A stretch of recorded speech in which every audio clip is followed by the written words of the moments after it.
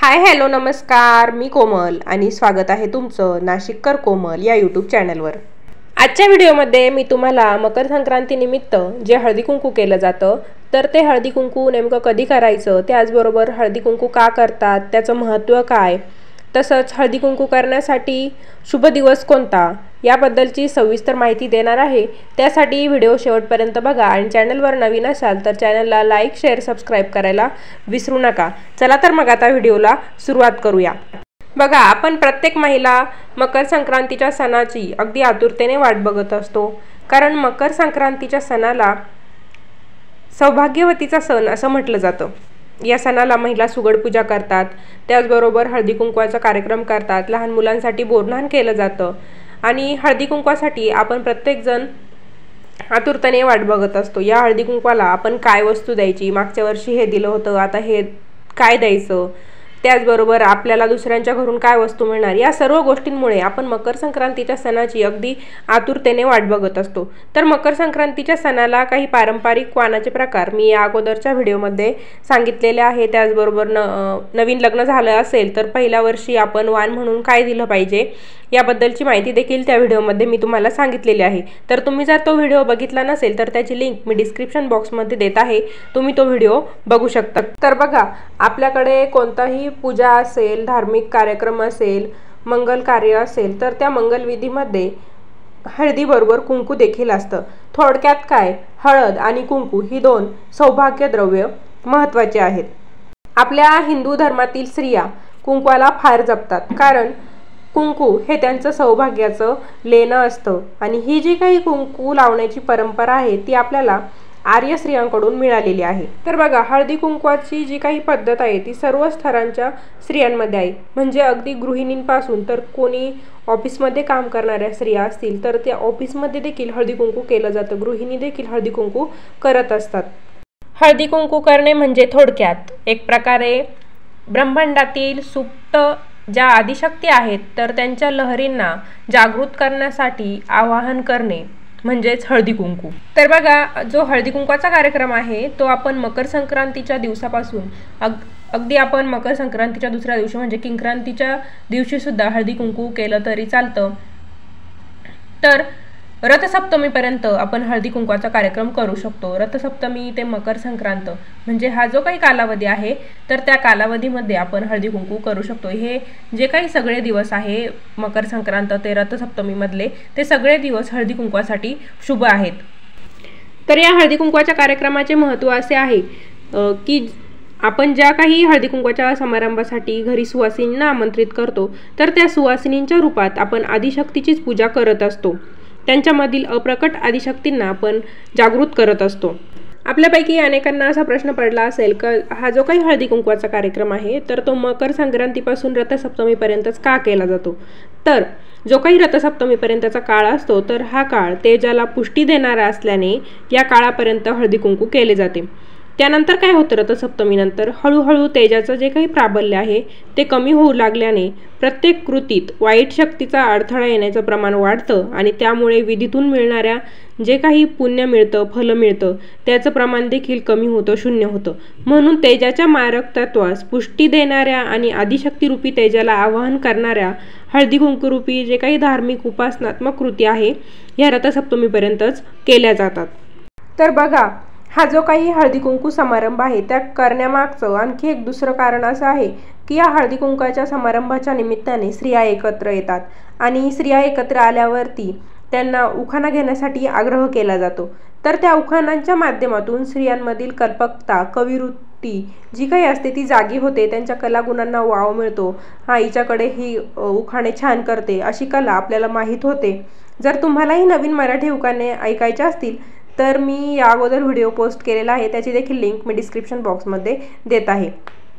तर अशा प्रकारे स्त्रिया एकत्र येतात आणि ज्याप्रमाणे हलवा बनवताना तीळ आणि गूळ एकत्र होऊन छान हलवा बनतो त्याचप्रमाणे दोन स्त्रियांमधील गोडी कायम राहावी या कारणाने देखील हळदी कुंकू समारंभ केला जातो।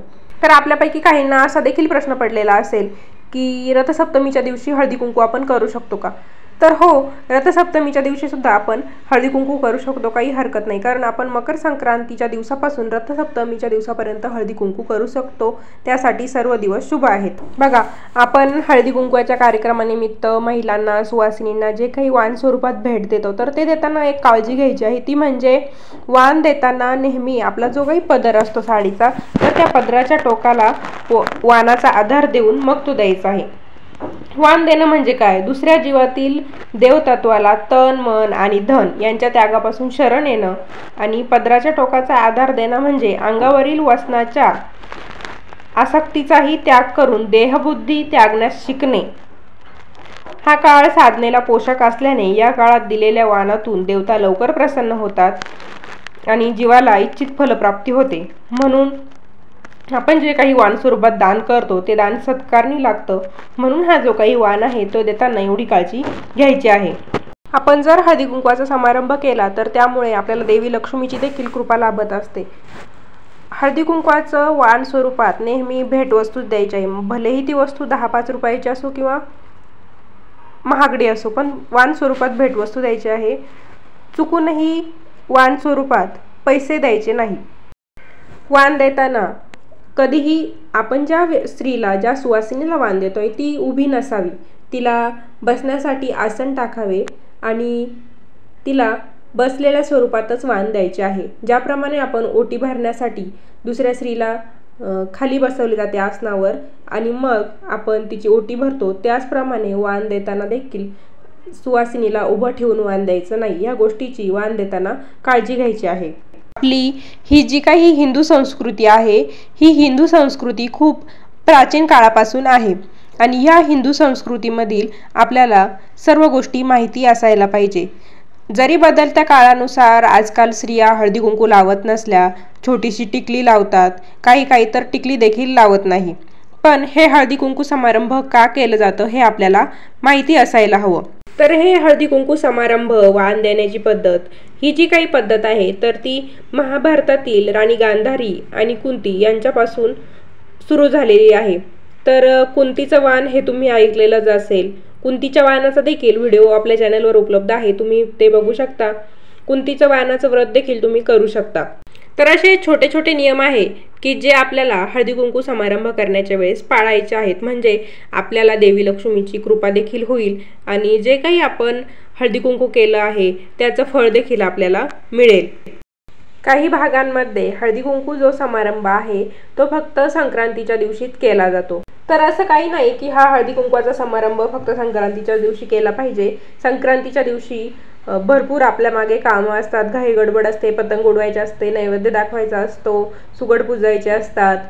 तर तुम्ही त्या दिवशी नाही केला तरी चालेल. हा हळदी कुंकू समारंभ आपण रथसप्तमीपर्यंत कधीही करू शकतो.